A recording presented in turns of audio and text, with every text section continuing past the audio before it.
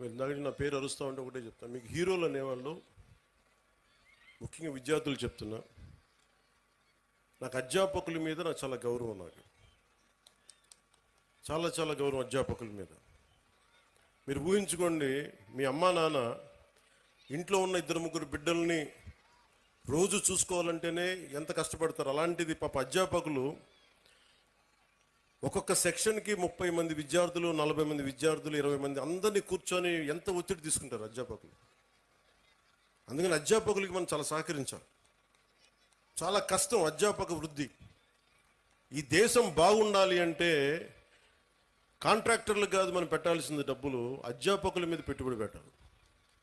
అధ్యాపకులను గనక నిజంగా గనక బడ్జెట్ పెంచితే, అధ్యాపకుల మీద కనుక పెట్టుబడి పెడితే, వాళ్ళ కనుక నిజంగా విలువలతో ఉన్న అధ్యాపకుల్ని బయటికి తీసుకెళ్తే